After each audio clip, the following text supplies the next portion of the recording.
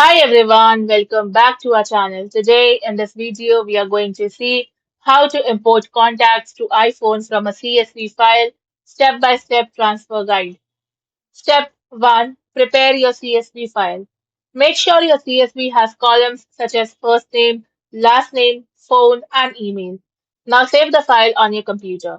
Step 2. Convert CSV to VCF. Use a trusted CSV to vCard converter and upload your CSV file. Now map the columns correctly, such as name to name and phone to phone. Then convert and download the .vcf file. Step 3. Send the VCF file to your iPhone.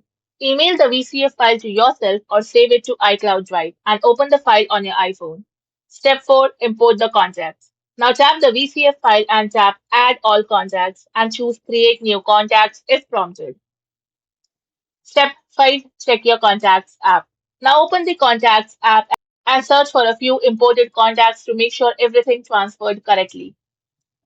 Thank you for watching, and for more such informative videos, do like, share and subscribe to our channel.